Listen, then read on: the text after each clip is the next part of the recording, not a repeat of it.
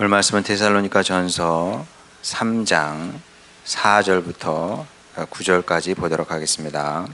신약성경 330쪽입니다.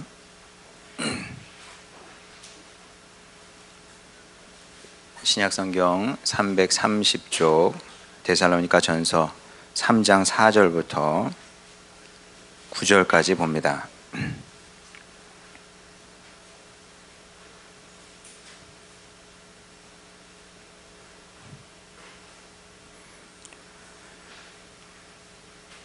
제가 봉독합니다. 데살로니가 전서 3장 4절부터입니다.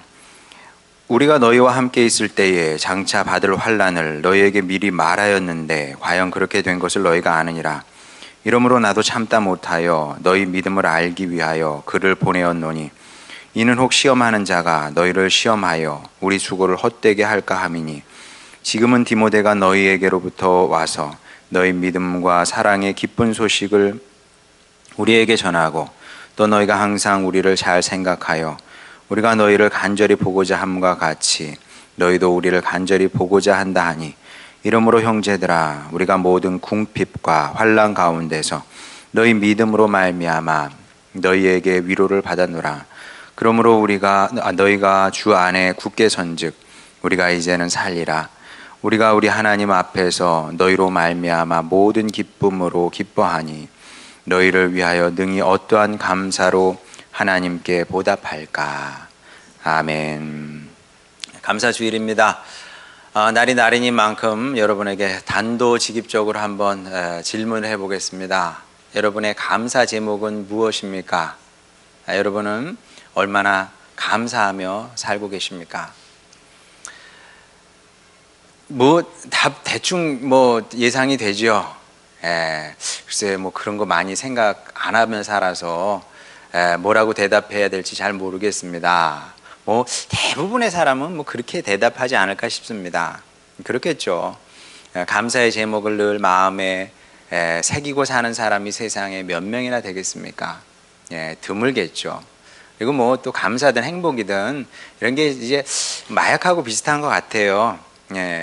생기죠. 살다 보면 기쁨도 오고 행복한 감정도 생깁니다만은 근데 그게 더 큰 게 와야 만족이 되거든요. 참 사람의 심리라는 것이 참 묘한 게 사람의 마음이어서 내가 10의 행복을 느꼈어. 근데 그 다음엔 11 정도의 행복이 와야 그게 행복이라고 느낍니다. 9의 행복을 가지면은 떨어졌다고 생각하기 때문에 오히려 행복감이 떨어진다 그럽니다. 경제가 이렇게 발전을 했는데도 돈을 더 벌기를 원하잖아요. 이상하지 않습니까? 이게 다 같은 원리라고 할 수가 있는 건데 어쨌든 더 나아져야 그만큼 기뻐하게 되고 그만큼 감사하게 되고 그런 겁니다. 사람의 심리가. 자, 이것 말고도 우리가 왜 감사하며 살지 못하는가? 늘 감사의 마음을 품지 못하고 이렇게 살고 있는가? 이제 이유는 따져보면 많죠. 자, 우리가 잘 아는 받은 복을 세워 보아라. 이제 그런 찬양이 있지 않습니까? 자, 그 찬양을 한번 떠올려 보겠습니다. 그리고 여러분도 한번 세 보시길 바랍니다. 여러분이 받은 복을 한번 세 보세요. 그러면서 감사하라는 거거든요. 자, 그러면 한번 생각해 보면 어떤 걸 쓸 수 있어요? 이만하면 건강한 편이죠. 완벽하게 건강한 건 아니지만 건강한 편입니다. 아니라고 하지 마세요. 제 말이 좀 이해가 잘 안 되면 병원에 한번 가보시라. 그러면 유아병동 가도 거기 정말 눈 뜨고 못 볼 참 불쌍한 아이들 많습니다.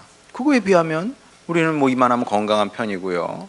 그리고 가정도 이만하면 큰 문제 없이 가정이 이렇게 또 주어졌고 또 아이들도 이만하면 또 큰 무리 없이 아이들 잘 자라고 있고 그리고 또 우리가 대단한 부자는 아니지만 또 먹고 살만 하잖아요. 먹고 사는데 큰 문제 없습니다. 자, 이런 것들이 우리가 셀 수 있는 받은 복이다 이렇게 얘기할 수 있겠죠. 자, 그런데 감사할 수 없는 이유도 또 많아요. 따지고 보면. 왜냐하면 또 다른 관점에서 보게 되면 나만 이 정도 건강한가? 밖에 나가면 다 걸어 다니는 사람들 다 뭐 나만큼 건강해요. 그리고 우리 가정만큼 행복한 가정 쌓이고 쌓였습니다. 그렇잖아요. 뭐 어느 가정인들 이만큼 행복하지 않겠습니까? 그리고 또 나보다 승승장구하며 사는 사람 또 널렸어요. 그것도 또한 사실입니다. 이런 걸 또 생각해 보면 뭐 그나마 가지고 있었던 감사 제목, 감사한 마음도 쫙 쪼그라들어 가지고 마치 김 빠진 이렇게 막 호빵기 김 빠지고 이렇게 하면 쪽 쪼그라드는 것처럼 그렇게 우리의 감사의 마음도 쪼그라드는 것을 보게 됩니다. 결국 이 감사라는 것은 플러스 마이너스 해가지고 0으로 수렴하게 돼 있어요. 대부분의 사람이 마찬가지입니다. 0으로 수렴하게 돼 있다. 모든 사람의 마음이.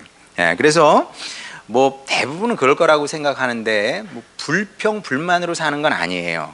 하지만 그렇다고 해서 감사가 넘치는 인생도 아니다. 잘 알죠, 저. 저 잘 알죠. 여러분 그렇지 않아요? 불평 불만이 엄청나게 쌓여 있는 건 아니지만 그렇다고 감사 충만한 인생도 아닌 겁니다. 자, 이게 이제 보통 일반인의 그 삶이고 뭐 그리스도인들도 주로 그렇다고 보는 건데, 근데 성경을 딱 펼쳐보게 되면 범사에 감사하라 이렇게 말씀을 합니다. 범사가 뭡니까? 늘 언제나 항상 그렇게 감사하래요.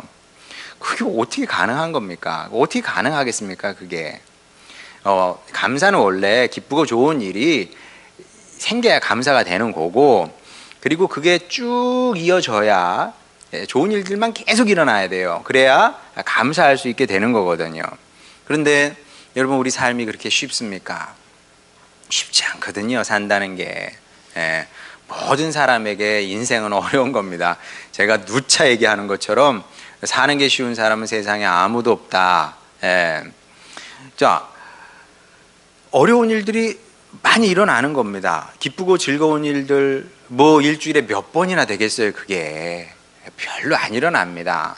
근데 반면에 화나고 짜증나고 기분 나쁜 일은 상대적으로 더 많이 일어나거든요.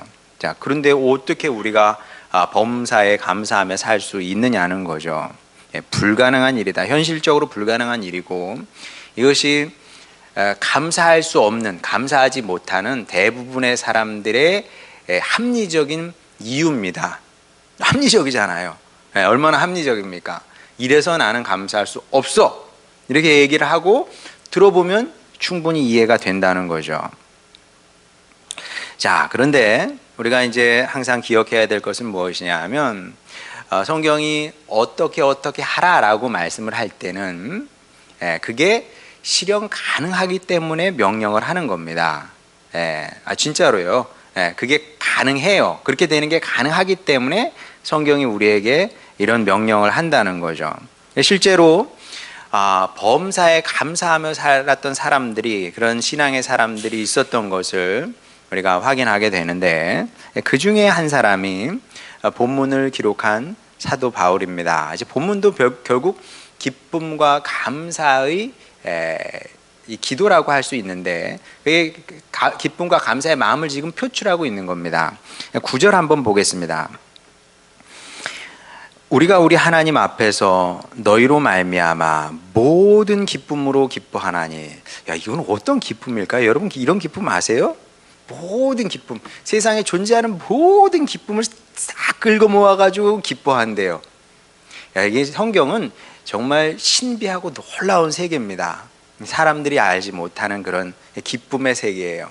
사람들은 그래요. 뭐 친구들끼리 탁 모아놓고 막 그냥 이렇게 하면서 저기 재미있는 일 하면서 뭐 막걸리든 한잔 하면서 이게 행복이지 그래요. 그거 행복 아니에요, 여러분. 속지 마세요. 그거 별로 행복하지 않습니다. 뭐 조금의 행복은 될 수 있습니다만은, 사도 바울이 여기서 말씀하는 모든 기쁨으로 기뻐하나니 이런 차원은 아니거든요. 또 뭐라 그럽니까? 너희를 위하여 능히 어떠한 감사로 하나님께 보답할까, 이렇게 고백을 합니다. 그러니까 정말 최고의 기쁨이고 최고의 감사가 그 안에서, 사도 바울의 안에서 넘쳐나는 것을 이제 우리가 확인하게 되는데, 근데 정말 기쁘고 감사했던 것 같습니다. 자, 그래서 궁금해지죠. 도대체 무엇이 사도 바울을 그렇게 기쁘게 하고 감사하게 했을까? 궁금하지 않아요? 어떻게 되면 이렇게 기뻐하고 감사할까요?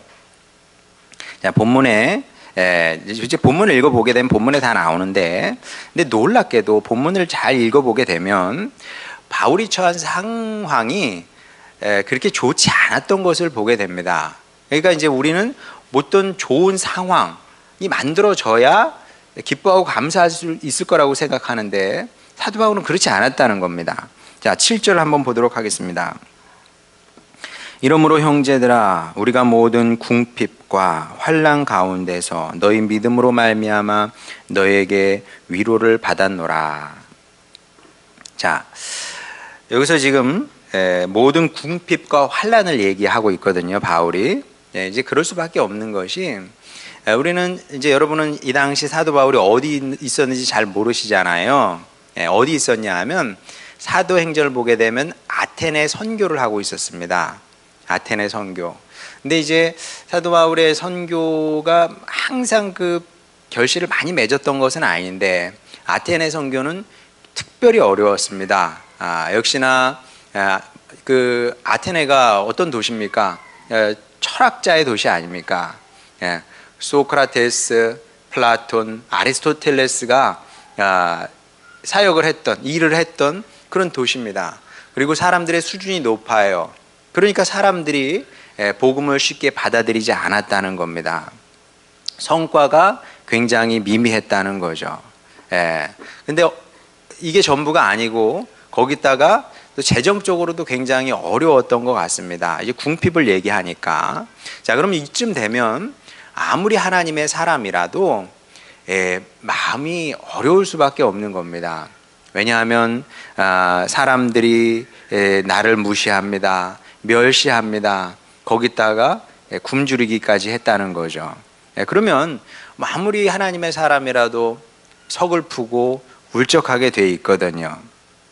자, 그런데 이게 전부가 아니고 이런 상황에서 또 다른 폭탄 하나가 터졌습니다. 자, 그게 뭔지 4절, 5절 한번 보도록 하겠습니다. 우리가 너희와 함께 있을 때에 장차 받을 환난을 너희에게 미리 말하였는데 과연 그렇게 된 것을 너희가 아느니라. 이러므로 나도 참다 못하여 너희 믿음을 알기 위하여 그를 보내었노니 이는 혹 시험하는 자가 너희를 시험하여 우리 수고를 헛되게 할까 함이니. 자, 이게 무슨 얘기냐 하면 데살로니가 교회는 이제 막 개척된 교회였는데, 그래서 이제 뭐 아기 같은 상황이었습니다. 아기는 뭐 어렵잖아요. 죽을 수도 있거든요. 언제든지 잘못될 수 있는 것이 아기입니다. 근데 데살로니가 교회가 이제 그런 교회였습니다. 굉장히 연약한 교회였는데 그런 교회에 감당하기 어려운 시련이 닥쳤던 것 같습니다. 뭔지는 잘 몰라요.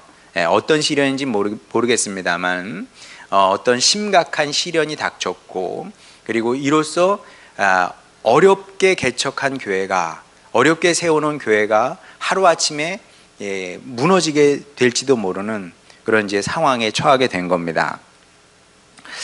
근데 이게 이제 이런 문제가 닥치게 되면 뭐 어렵거든요. 그리고 이제 아기 교회이기 때문에 그게 이제 성인이 된다는 건 그런 거잖아요. 뭐 면역력이 강해진다는 것은 무엇이냐 하면 여러 가지 밖에서 내 몸속으로 들어오는 뭐 바이러스가 됐든 뭐가 됐든 그 병원체와 싸울 수 있는 능력을 갖는다는 거 아니겠습니까? 왜? 내가 한번 싸워봤으니까. 물론 뭐 내 의식이 아는 건 아니에요. 우리 몸에 있는 백혈구가 딱 누가 들어오면 우리 한번 만났던 애네, 내가 너 기억하지? 그때 이렇게 이겼잖아. 그러면서 이제 싸울 수 있는 건데, 아기 교회도 마찬가지입니다. 이 교회가 성인이 된다는 것은 교회 안에 여러 가지 문제가 생기게 돼 있거든요. 그럼 어떤 문제가 생겼을 때 어떻게 한번 해결해 본 경험이 있으면 그걸 해결할 능력이 있는 겁니다. 근데 아기 교회는 작은 문제도 이게 처음 맞는 이런 그런 경험이 없는 겁니다. 그러니까 치명적으로 작용할 수 있게 되는 거죠. 이제 교회 안에 문제가 생겼는데 어떻게 해결해야 될지 모르겠는 거예요. 뭐 우왕좌왕합니다. 이게 크게 잘못될 것 같아. 그러니까 어떤 성도들이 누군지는 그것도 모릅니다. 데살로니가의 어떤 성도들이 이제 다급한 나머지 사도 바울에게 SOS를 보낸 거죠. 편지를 보낸 겁니다. 편지를 보냈든지 아니면 사람을 보냈든지 아마 편지를 보냈겠죠. 이런 문제가 교회에 있습니다. 우리 어렵습니다. 어떻게 해야 됩니까? 도와주세요. 이렇게 이제 보낸 겁니다. 자, 그러면 사도 바울이 그 편지를 아니면 어떤 사람이 와서 교회 상황을 보고를 했겠죠. 자, 그러면 얼마나 이게 참 안타까운 일이에요. 교회를 개척을 한다는 게 그 당시에 굉장히 어려운 일인데 지금과 비교해서 지금은 쉽죠. 근데 그 당시에는 교회를 개척한다는 것이 너무나 어려운 일이었는데 어렵게 하나를 데살로니가에 세워놨는데 이제 죽을 수도 있는 그런 이제 어려운 상황에 처하게 된 거죠. 그리고 이때 사도 바울도 마음이 다급해져서 급히 디모데를 데살로니가에 보내게 됩니다.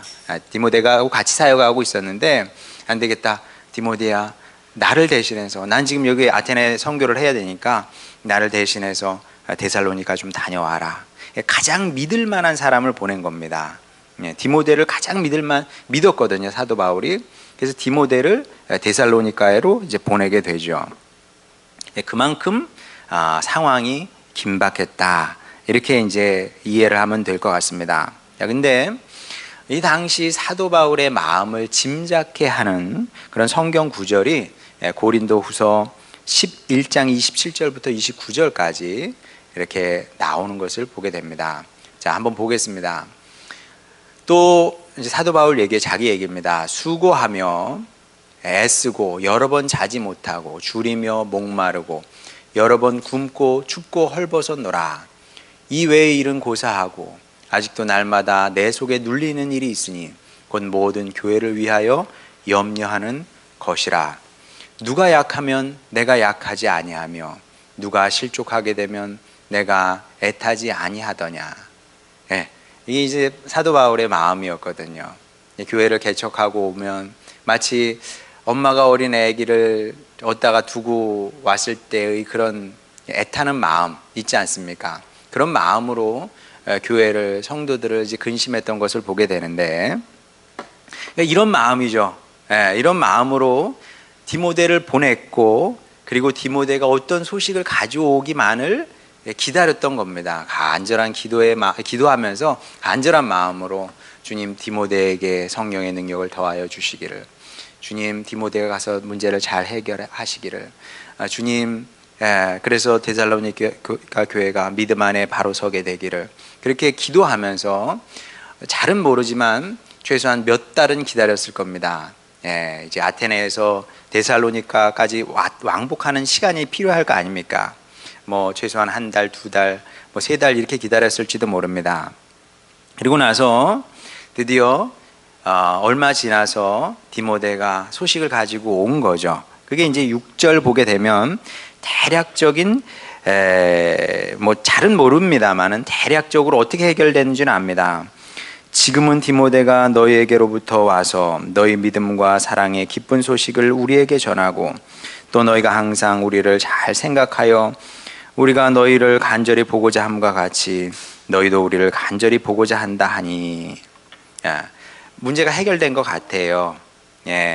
어떻게 해결되는지 모르겠지만 데살로니가 교회가 죽지 않고 살아난 겁니다. 그래서 사도 바울이 9절 말씀이 보여주고 있는 것처럼 기쁨에 겨워 펄쩍펄쩍 뛰면서 감사 찬양을 주님께 드렸던 거죠. 이런 걸 보면 역시나 이제 사도 바울은 이제 보통 우리와 좀 수준이 다르구나. 우리의 수준을 뛰어넘는 그래서 하나님의 사역자고 일꾼이구나. 이런 생각을 하게 되는데, 왜냐하면 자신은 지금 굉장히 어려운 상황에 처해 있었거든요. 그럼에도 불구하고 데살로니가 성도들이 믿음을 지켜냈고 믿음 안에 거하고 있다는 소식 그 하나 때문에 이렇게 기뻐하면서, 여러분 9절 말씀 끝에 보게 되면 얼마나 감동이 됩니까? 능히 어떠한 감사로 하나님께 보답할까. 여러분 이런 마음 아세요? 예. 자기는 지금 어려운 상황인데, 예. 데살로니가 교회가 죽지 않고 살았고, 데살로니가 성도들이 다시 믿음을 회복했다는 말을 듣고 나서 능히 어떠한 감사로, 그러니까 내가 어떤 말로 감사를 주님께 표현해도 그게 이제 부족하다는 얘기 아니겠습니까? 그래서 이런 이제 사도 바울의 마음을 우리가 읽게 되면 정말 감동이 되기도 하고요, 또 신기하고 놀랍기도 하죠. 왜냐하면 세상에 이런 사람이 있구나, 이런 이유 때문에 감사하는 사람이 있구나. 자, 근데 왜 우리는 이런 감사의 마음을 잘 모를까? 이런 생각을 하게 되는 거죠. 예. 여러분도 한번 생각해 보세요. 어떤 이웃 성도가 이제 믿음이 자라는 것을 보게 됩니다. 그게 여러분에게 진정한 감사의 제목이 된 적이 있겠죠? 예, 있으리라 믿습니다. 근데 사도 바울 같은 마음은 아닐 거 아니에요. 예. 우리 교회 와서 신앙이 없는 사람이 복음을 받아들이고 주님의 사람으로 자라납니다. 그것을 보면서 너무 감사해. 또 주님의 교회가, 아니 우리 교회가 주님의 복음 안에서 굳건히 서가면서 성장해 나가는 것을 보게 되는 거죠. 그것이 정말 내 인생의 감사 제목이 된 적이 있느냐? 그 사실 뭐 쉬운 건 아니거든요. 내가 잘 돼야 감사한 거지. 내가 잘 돼야 기쁜 거지. 아니, 남이 잘 됐는데, 교회가 잘 된다고 내가 뭐 그렇게 감사하겠어? 자, 어쩌면 이런 감사가 안 되기 때문에 범사에 감사하는 성도가 될 수 없는 것인지도 모릅니다. 이게 감사의 제목이 돼야 되는데 이게 감사 제목이 되지 못하니까 범사에 감사할 수 없게 되는 거죠. 자, 그러면 관건은 하나입니다. 자, 그러면 어떻게 하면 우리도 사도 바울처럼 이렇게 수준 높은 감사를 하며 살 수 있게 되느냐, 어떻게 하면 그런 사람이 되느냐 하는 거거든요. 자, 어떻게 하면 우리가 사도 바울 같은 사람이 될 수 있을까요? 예. 여러분 어떻게 하면 그렇게 될 수 있다고 생각을 하십니까? 자, 분명한 것은 무엇이냐 하면 강요로는 되지 않는다. 강요로는 되지 않아요. 자, 제가 여러분에게 받은 복을 세어 보시라고 날마다 강요는 할 수 있어요. 예. 밴드에 매일 올릴까요? 여러분 오늘도 받은 복을 세어 보시기 바랍니다. 눈 떴지요? 얼마나 감사합니까? 눈 감고 죽을 수도 있잖아요. 예. 밤에 눈 감고 잤어. 근데 아침에 눈을 뜰 수 없어. 그런 사람도 왜 없겠어요? 눈 떴잖아요. 감사하잖아요. 아침 드셨죠? 감사하시기 바랍니다. 못 먹는 사람도 있거든요. 또 먹고 소화 못 시키는 사람도 있고, 셀남은 한도 끝도 없어요. 이렇게 강요할 수 있습니다. 자, 그러면 여러분은 착하니까 그렇게 해보려고 노력은 하겠죠. 그렇게 믿습니다. 여러분 노력할 거라고. 목회자가 주님 말씀 가지고 얘기하는데 난 싫어 이러면 참 안 착하죠. 못됐죠. 여러분 착하니까 하라고 하면, 말씀 가지고 하라고 그러면 해보려고 노력은 할 겁니다. 자, 근데 그러면 얼마나 그 감사가 지속될 수 있겠느냐? 며칠은 가능할 겁니다. 며칠은. 자, 그런데 며칠 못 가서 반항심만 올라올 거예요. 반항심만. 진짜 그래요. 여러분 반항심이 올라와요. 왜 반항심이 올라올까요? 나 안 되는데, 나 못하는데 그것을 자꾸 강요하게 되면 그 다음 따라오는 건 반항심입니다. 아니 우리 자녀들에게도 100점 맞아야지. 그럼 반항심이 올라오게 돼 있어요. 어떤 반항심이 올라올까요? 엄마 아빠 성적표 좀 한번 가져와 보세요. 속에서 막 이기고 올라와요. 응? 엄마도 못한 거 아빠도 못한 거 왜 나보고 하라 그래? 막 이런 식으로 이제 반항심이 올라오는 거죠. 불가능하게 100점을 어떻게 맞겠어요. 물론 이제 목표를 뭐 100점을 둘 수는 있겠지만 100점 만다는 게 쉬운 일입니까? 못하는 걸 강요당하면은 반항심이 올라오는 겁니다. 자, 그러면 그럼 어떻게 해요? 범사에 감사하래. 나는 못해. 자신이 없어. 할 수가 없어. 이게 이제 우리의 현실이거든요. 자, 그러면 범사에 감사하는 생활은 이제 불가능한 거냐? 방법이 하나 있습니다. 방법이 하나 있어요. 이거는 교회 밖에서는 배울 수 없는 겁니다. 뭐 책 읽으면? 도 닦으면 될 것 같아요? 아닙니다. 유일한 방법이 하나 있는데, 자, 그게 뭔지 요한복음 3장 3절 예수께서 대답하여 이르시되 진실로 진실로 내게 이르노니 사람이 거듭나지 아니하면 하나님의 나라를 볼 수 없느니라. 거듭나라고 지죠, 주님께서. 또 에베소서 4장 22절부터 24절 너희는 유혹의 욕심을 따라 썩어져가는 구습을 따르는 옛사람을 벗어버리고 오직 너희의 심령이 새롭게 되어 하나님을 따라 의와 진리의 거룩함으로 지으심을 받은 새 사람을 입으라. 자, 거듭나라고 한 군데선 말씀하시고 새 사람을 입으라 이렇게 말씀을 하고 있습니다. 그러니까 이제 범사에 감사하는 사람이 되기 위해서는 온전히 거듭나야 되고 또 온전히 새 사람을 입어야만 이게 가능한 일이라는 거죠.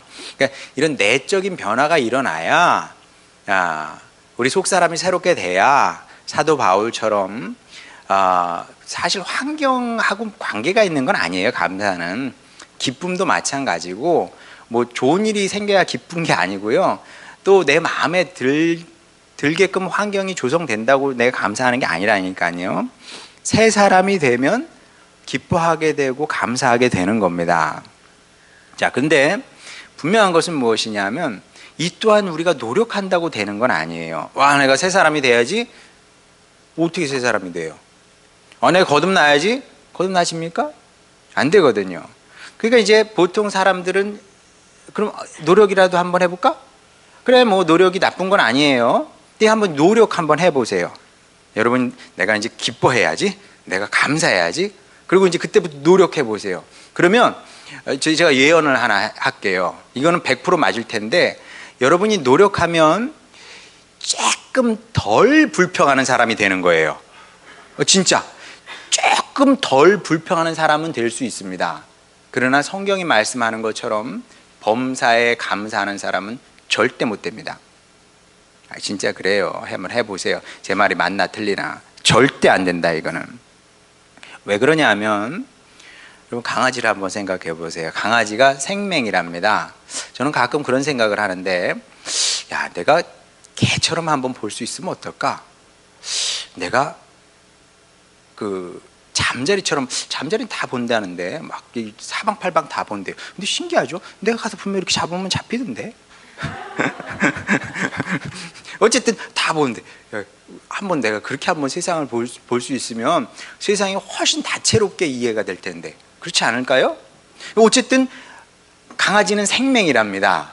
자, 그러면 생명인 강아지에게 그 설악산의 그 아름다운 설악산 그 안쪽 깊이 들어가면 그건 진짜 그건 가본 사람만 안다네요. 그러니까 사람이 들어갈 수 없는 그게 이제 정부에서 이게 공개를 안 한대요. 거기는 못 들어가게 막아놓은 데가 있대요. 어떻게 들어가는지 하여간 거기 들어간 사람들의 말에 의하면 가을에 거기 들어가면 정말 이거 어떻게 표현이 안 될 만큼 그렇게 아름답대네요. 그걸 보고 왔어요. 개한테 설명을 해준다 칩시다, 여러분이. 강아지한테, 야, 내가 설악산에 그걸 보고 왔어. 근데 이렇게 아름답더라. 색이 찬란하고 휘황찬란하고 막 그래. 그러면 강아지가 그 얘기를 듣고 이해를 하겠습니까? 못 이해하겠습니까? 우리는 이해를 해요. 그리고 이제 사진 찍어 올 거 아니에요. 사진 딱 찍어오면서 봐봐. 내가 갔다 왔는데 이래. 우리 보면은, 와, 대단하다. 와, 이렇게 진짜 아름다워. 대단하네. 막 이렇게 놀라겠죠. 근데 개한테 그걸 보여줘 보세요. 알아요, 몰라요? 이해를 할 수가 없어요. 왜냐하면 생명이거든. 아무리 이해를 해줘도 나는 다 흑백으로 보니까 아름다울 리가 없죠. 자, 무슨 얘기인지 여러분 이제 느낌이 오시리라 생각을 하는데,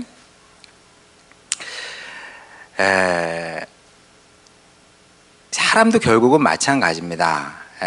이제 강아지가 사람의 눈을 가져야 단풍을 보고 즐길 수 있는 것처럼 우리도 새 사람이 돼야, 새 사람이 되고 거듭나야 그제서야 이제 이 감사의 세계와 기쁨의 세계가 보이는 겁니다. 그래서 여러분이 감사가 안 된다? 아니면 감사하라고 하면 감사 대신에 이렇게 이제 반항심이 온다? 이 얘기는 무슨 얘기냐면 아직 온전히 거듭나지 않았다는 얘기일 수도 있어요. 그러니까 이제 조금은 거듭났어. 그러나 온전히 거듭났다고 하기는 어려울 수 있고, 또 아직 새 사람을 입었다고 할 수 없는 거죠, 말하자면. 사도 바울이 얘기하는 것처럼 새 사람을 입으라고 그랬는데 새 사람이 아니기 때문에 우리가 그 세계를 볼 수가 없는 거죠. 자, 그러면 이렇게 얘기하면 또 다른 반항심이 올라옵니다. 날들어 그럼 어떻게 하라고? 날들어 어떻게 하라고? 강아지가 생명에서 못 보는데 강아지 잘못은 아니잖아요. 내가 새 사람이 못 됐어. 당신은 보니까 그래 기뻐하고 감사하겠지. 나는 그걸 볼 수가 없는데 그럼 날들어 어떻게 하라고? 이런 식으로 또 반항하는 사람도 있습니다. 자, 근데 여러분, 반항하라고 제가 이런 얘기를 하는 건 아니고요. 그런 사람들이 얼마나 쌓이고 쌓인 겁니다. 예수님 시대에도 싸고 쌓였어요. 근데 그런 사람들에게 예수님께서 반복적으로 하신 말씀이 있습니다. 심지어 당신의 제자들에게도 이런 말씀을 하셨죠. 한번 보겠습니다. 요한복음 3장 6절에서 8절. 육으로 난 것은 육이요 영으로 난 것은 영이니 내가 내게 거듭나야 하겠다는 말을 놀랍게 여기지 말라. 이게 무슨 얘기냐면 육으로 난 사람은 눈에 보이는 것만 보는 겁니다. 눈에 보이는 것만. 그러니까 그냥 사람들이 좋다 그러면 그게 좋아 보이는 것이고 그걸 따라가게 되는 거죠. 근데 뭐라 그럽니까? 그 다음에 바람이 임으로 불매 내가 그 소리는 들어도 어디서 와서 어디로 가는지 알지 못하나니 성령으로 난 사람도 다 그러하니라. 성령으로 나서 거듭난 사람이 있는데 어떻게 그렇게 됐는지는 잘 몰라요. 그러나 거듭나서 육의 것을 보는 것이 아니라 육의 사람들이 보지 못하는 것을 볼 수 있는 그런 특별한 사람으로 사는 사람도 있다는 겁니다. 또 요한복음 20장 21절 22절 예수께서 또 이르시되 너에게 평강이 있을지어다 아버지께서 나를 보내신 것 같이 나도 너희를 보내노라. 이 말씀을 하시고 그들을 향하사 숨을 내쉬며 이르시되 성령을 받으라. 성령을 받아야 거듭나게 되는 것이고요. 성령께서 우리를 새로운 사람으로 거듭나게 하시는 겁니다. 그리고 이것이 하나님께서 여러분에게만 주신 말씀이 아니고 저에게 주신 말씀이기도 하고 교회에게 주신 말씀이기도 한 겁니다. 그래서 이거는 평생의 기도 제목인 거죠. 주님, 오늘도 주님의 영으로 충만하길 원합니다. 그래서 새 사람을 입기를 원합니다. 날마다 새 사람을 입는 겁니다. 날마다 새 사람을 입어야 그래야 그제서 가장 귀하고 아름답고 소중한 것들이 눈에 들어오게 되는 겁니다. 그리고 영원한 것이 눈에 들어오게 되는 거죠. 이거는 우리가 노력한다고 보이는 것이 아니고 성령께서 우리 안에 오셔서 일하실 때만 그것이 가능한 일이다. 그래서 여러분 또한 평생 이 기도를 하면서 살아야 되는 겁니다. 주님, 제가 무슨 말인지 잘 모르지만 예수님의 제자들인들 알았겠어요? 성령을 받으라, 성령의 충만함을 입으라 그러시거든요. 뭔지 잘 몰라. 그저 우리는 주님께서 그렇게 말씀하셨으니 새 사람을 입어야 하기 때문에 거듭난 사람이 되어야 하기 때문에 성령의 충만을 위해서 기도하고 사모하는 삶을 살아야 된다는 거죠. 그러니까 이것저것 이것저것 다른 것이 중요한 것이 아니라 성령의 충만을 입는 것이 가장 중요한 일이다. 그리고 이런 사람이 됐을 때만, 이런 것을 볼 수 있는 능력을 가진 사람이 될 수 있을 때만 환경을 초월하여서 범사에 감사하며 살 수 있는 그런 성도가 되는 겁니다. 여러분이 이런 수준 높은 성도의 삶을 소망하시길 바랍니다. 단순히 복 받고 안 받고 뭐 돈 많이 벌고 안 벌고 그건 다 나중 문제고요.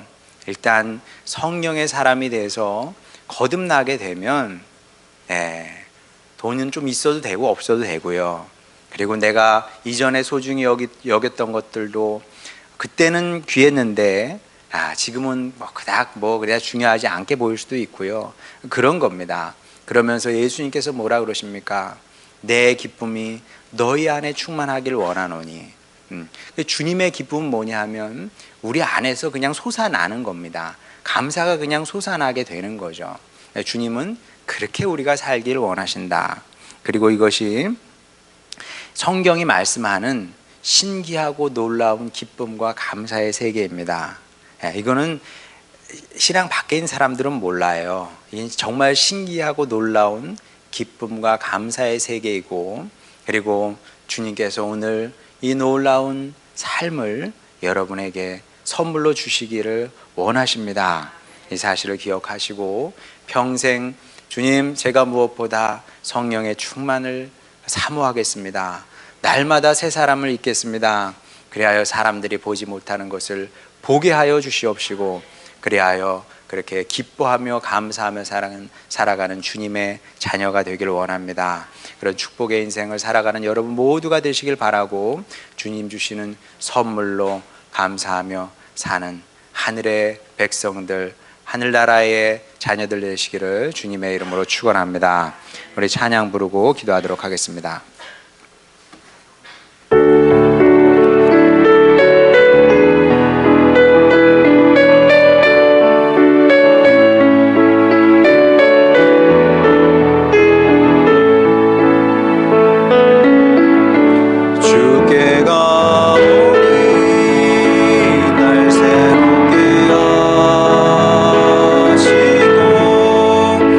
주의 은혜를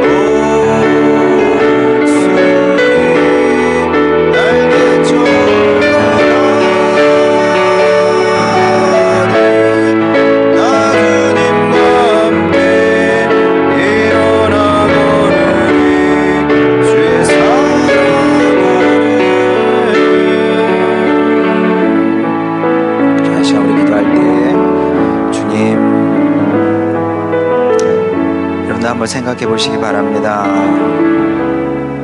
나 감사해야지 결심한다고 되는 거 정말 아닙니다. 주님, 감사하는 사람이 되길 원합니다. 감사할 수 있는 사람이 되길 원합니다. 제 힘으로 안 되니 성령의 충만을 입게 하여 주시옵소서. 그리하여 다른 사람이 보지 못하는 그 비밀한 세계를, 영의 세계를, 하늘나라의 그 세계를 보게 되기를 원합니다. 그때 우리 모든 것을 가진 사람인 줄 알게 될 것이고, 또 주님께서 우리를 얼마나 사랑하시는지 알게 되지 않겠습니까? 주님, 그 근원적인 사건으로 인해서, 사실로 인해서 기뻐하며 감사할 수 있는 우리 모두가 되게 하시고, 그리함으로 말미암아 우리도 사도 바울처럼 수준 높은 감사를 하며 살게 하여 주시옵소서. 나만 생각하며 감사하는 것이 아니라 둘러보며 주변 사람들, 이웃을 생각하며 감사할 줄 아는 주님, 사도 바울 같은, 사도 바울 닮은 그런 주님의 자녀가 되길 원합니다. 주님, 그렇게 범사에 감사하며 감사를 누리며 살아가는 제가 되겠습니다. 이런 소망의 마음을 갖고 우리 함께 기도하도록 하겠습니다. 기도하시겠습니다. 아버지 하나님, 여기 주님의 백성이 있습니다. 아버지 하나님, 힘들고 어렵게 살라고 주님께서 우리를 부르신 것이 아닙니다. 아버지 하나님, 고통 속에 살라고 주님께서 우리를 부르신 것이 아닙니다. 아버지 하나님, 그것이 아니라 주님께서 우리를 부르셨을 때는 기뻐하며 감사하며 살라고 우리를 부르신 것이 아니겠습니까? 아버지 하나님, 이 비밀한 세계를 알게 하여 주시옵소서. 아버지 하나님, 신기하고 놀라운 감사의 세계를 알게 하여 주시옵소서. 아버지 하나님, 주여, 그리함으로 말미암아 주님의 백성들이 굳이 감사하려고 하지 않아도 저절로 감사하게 하여 주시옵시고, 기뻐할 수 없는 상황조차 아버지 하나님 기뻐하는 주님의 자녀들이 되길 원합니다. 아버지 하나님, 또한 그런 기쁨과 감사의 삶을 살므로 말미암아 주님의 백성들이 아버지 하나님 이 세상을 살아가면서 아버지 하나님 믿지 않는 자들에게 본이 되며 아버지 주님께 영광 돌릴 수 있는 주님의 사람들 되길 원합니다. 아버지 하나님, 주여 또한 우리를 통해 영광 받아 주시옵소서. 아버지, 우리가 기뻐한 만큼, 우리가 감사한 만큼 주님께서 영광 받으시지 않겠습니까? 아버지 하나님, 주여, 우리 하늘소망교회 식구들이 모두 그런 삶으로 주님께 영광 돌리기를 원하오니 아버지 하나님, 그런 복을 우리 모두에게 허락하여 주시옵시고, 아버지 하나님, 이런 방식으로 세상의 빛과 소금이 되길 원하오니 주님 백성들 축복하여 주시옵소서. 우리를 사랑하신 아버지 하나님, 주님 말씀의 뜻을 따라 평생 감사하며 살겠습니다. 감사할 수 있는 사람으로 새롭게 변화되게 하시고 새 사람 있게 하여 주시고, 그리하여 환경을 초월하며 기뻐하며 감사하는 수준 높은 성도의 삶을 살아내는 저희 모두가 되게 하여 주시옵소서. 감사드리며 사랑 많으신 우리 구주 예수님의 이름으로 기도드렸습니다. 아멘.